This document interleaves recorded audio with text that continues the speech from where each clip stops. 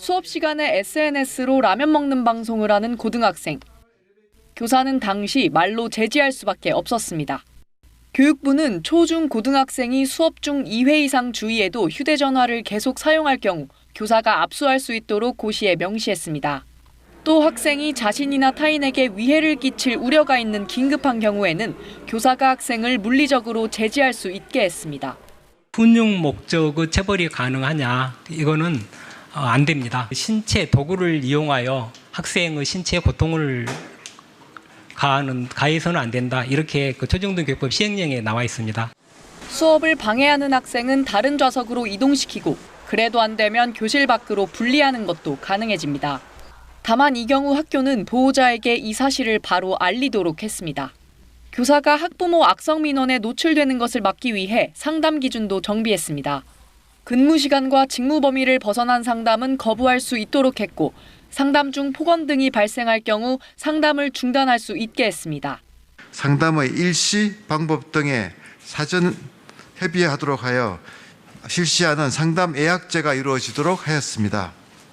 또한 상담 과정에서 교원에게 상담 거부권과 중단권도 부여하였습니다. 유치원 교원 보호고시도 함께 발표됐는데 학부모가 교육활동을 침해할 경우 유아를 출석 정지, 퇴학 조치할 수 있다는 등의 내용입니다. 교육부는 고시 제정 작업을 서둘러 다음 달 1일부터 교육 현장에 적용할 계획입니다. KBS 뉴스 여소연입니다. 김 기자, 먼저 선생님들 반응이 궁금합니다. 예, 교원단체들은 어쨌든 큰 틀에서는 환영의 입장을 밝혔습니다. 네. 교권 보호에 있어서 한 단계 더 진전이 있을 거란 입장인데 한번 들어보시죠. 네. 아동학대로 신고되는 부분에 대해서 차단할 수 있는 1차적 안전망이 설치됐다는 점에서 매우 환영스럽습니다. 다만 교실 분리 학생의 지도를 다른 교사가 떠맡아서는 안 된다 이런 의견도 있었고 상담이 안 되는 사항을 보다 구체적으로 명시해야 한다 이런 의견도 있었습니다. 네. 또 교사의 권리만 강조하다 보니 학생과 학부모가 위축되는 거 아니냐 이런 우려의 목소리도 있었습니다. 네. 오늘 나온 것과 별도로 종합대책도 발표한다는데 이때는 그럼 어떤 것들이 담길 걸로 보입니까? 예, 교육부가 교권보호 종합대책을 이달 말, 그러니까 8월 말에 발표할 것으로 예상이 되어 있습니다. 네. 학부모의 악성 민원을 막을 방안과 학생 인권조례에 대한 재정비 이런 내용들이 담길 것으로 보이는데 시도교육청들은 이미 움직이고 있습니다. 경기도교육청이 종합대책을 어제 내놨는데 네. 화면을 보시면 문제 행동을 하는 학생을 학교 내 다른 공간에 보내는 등 3단계로 분리하는 방안, 그리고 학부모 민원 관련해서도 AI 챗봇, 그리고 서면, 전화나 방문 상담 이렇게 3단계를 거치게 하는 방안 등이 들어갔습니다. 정부 종합대책에는 유치원과 어린이집 교사를 위한 대책도 포함될 것으로 보입니다. 네. 네, 이제 선생님의 권리 문제를 얘기하면서 학생 인권 조례와 연결시켜서 얘기하는 것들이 많습니다. 어떤 논의가 진행 중이죠? 예, 지금 학생 인권 조례가 서울, 경기, 그리고 인천, 충남, 그리고 광주, 전북, 제주 이렇게 7곳에서 시행 중에 있거든요. 네. 이주호 부총리는 이 고시를 제정하면서 고시와 충돌하는 학생 인권 조례에 대해서 이제 재정비, 개정을 이제 권고하겠다고 밝힌 네. 바가 있습니다. 서울시의회는 학생 인권 조례에 대한 폐지 조례안을 이미 내놓은 바가 있고요.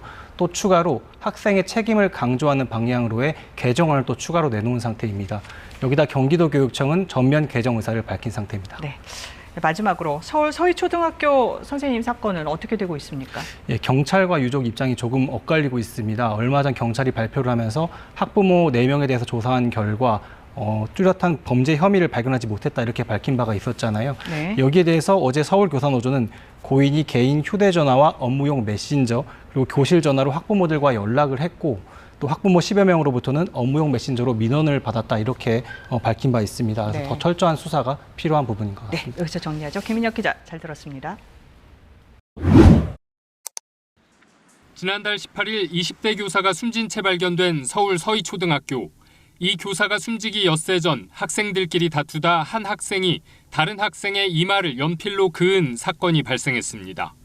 사건 당일 한 학부모는 교사에게 수차례 전화한 것으로 교육부와 서울시교육청 합동조사 결과 드러났습니다. 엄청 화를 내셨다라는 내용과 개인 휴대폰 번호를 어떻게 아셨는지 불안해했다는 점도 동료 교원의 진술을 통해 확인할 수 있었습니다. 과중한 업무와 또 다른 문제 학생들 때문에 학기 초부터 힘들어했다는 점도 확인됐습니다.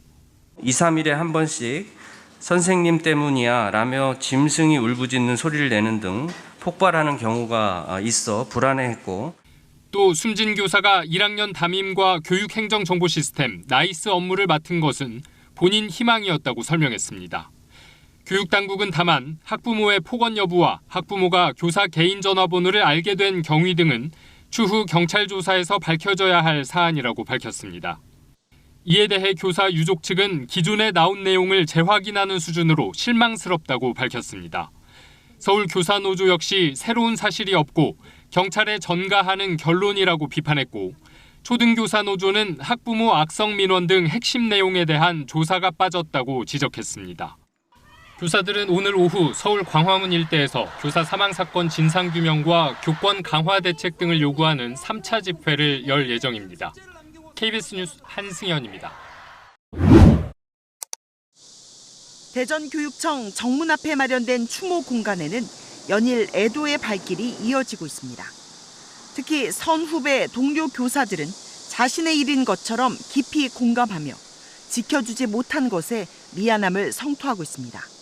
일단 그 선생님뿐만 일이 아니라 저희도 모두 다 겪을 수 있는 일이다 보니까 교권 침해를 당했다는 폭로도 이어지고 있습니다.